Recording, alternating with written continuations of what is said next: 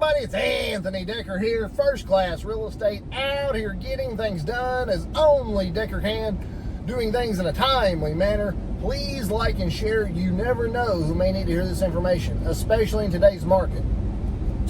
So what we're going to talk about today are open houses and why we do not do them. Simple as that.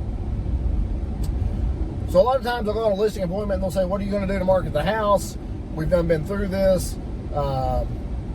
Pictures, video, MLS, it's going to be everywhere that anybody's ever looking for a house, social media marketing, and sellers are like, are you going to do an open house? I said, no. I said, and it may be unpopular with you, but I'm not going to do an open house. Number one, for security reasons. It is what it is. I'm going to tell you a little story.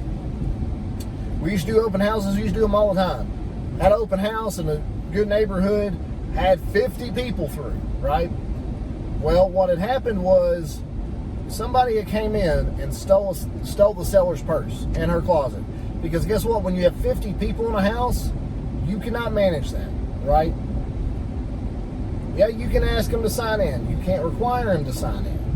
And just because they're signing in does not mean they're putting in the correct information. They could put John Doe 55555555, right? We didn't realize until a day later. Sellers got back from vacation and she said, where's my purse? I don't know. Like, what did it look like? Like, I'm not going through people's belongings. I don't know what everybody owns. That's not my job. She said, well, this purse is missing, was hanging up here, it's not here. I'm not looking at who brings what purse in where and if they're leaving with the same purse. You just can't do it. So we had to write a check for the purse expense. It is what it is. I mean, it was my fault. I was liable. I was there. The purse left. It is what it is. So then after that, I instituted a very heavy no open house policy because the risks do not equal out the rewards, right? Yes. So yes, that was a stolen item. The sellers may or may not should have taken that item out of the house. But if you're a seller and you're still living at a property, do you really want to take everything out of your house that you use on a daily basis just for the security of an open house? No, it's stupid. That's why we only do pre-approved buyers that want a private showing. So number one, we know who they are, they're verified. So if anything goes missing during a showing, we can go back to them and say, hey, we're not saying you done it, but we got to question you and all this stuff. Whether it be an item. Number two, it's still a security reason, but it's open house on a Saturday. And you have some type of medication that you need to take. I don't know all the medications out there, what they do, whatever.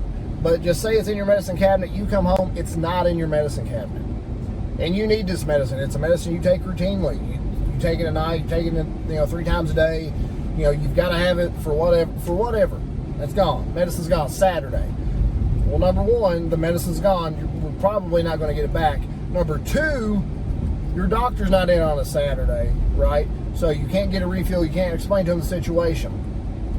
So three, what are you going to do? Either you're going to have to go to the emergency room and hope that they give you enough to last to Monday if it's a life-saving deal, if it's something you just absolutely have to have. So you're going to have to go Saturday with it, Sunday with it. Call your doctor on Monday, explain the situation, hope they give you some. Some of these medications, they won't. You get what you get for a certain period of time, regardless of the stipulations. They're tight on that. So those are the 2 reasons we're not doing open houses. I don't need that. I don't need that on my conscience. I don't need that weighing on my heart. I got enough gray hair as it is. No, we're just not going to do it. We're going to do private showings with pre-approved buyers because you don't know who you're opening your house up to. Maybe, maybe somebody comes to the open house and the agent lets it slip. All the sellers are on vacation until next Friday, right? Seen it happen 1,000 times. If you guys decide because this is what happens. The agent gets to talking, they're not thinking about security reasons. The agent says, hey, listen, if you guys go home and talk about it, you guys want a private showing, call me up. Sellers are out of town until Friday, so it's easy to get in anytime. Well, if somebody's casing the house, you just told them that nobody's going to be home until Friday. They can come back Saturday night, Sunday morning, break into the house and steal everything. I've seen that happen. Not with us, but I've seen it happen with other companies. So it's just one of those things. The security is not there. It's not worth the risk to show some Tom, Dick, and Harry looky-loo at an open house. If they're serious, they will call. They'll schedule a private showing. They'll go get pre-approved. And if they're not serious, you're not losing anything, right? Because they're not serious. They're not pre-approved. So, you know, there's a reason that fast food restaurants take your money before they give you your food, right? They don't give you your food at the first window and you pay at the second window. They're going to make sure they're secure, they get what they need before they give you what you need. An open house, it's backwards. They would give you your food at the first window and then collect your money. And how much money would they lose if they gave you your food? How many people would just drive away?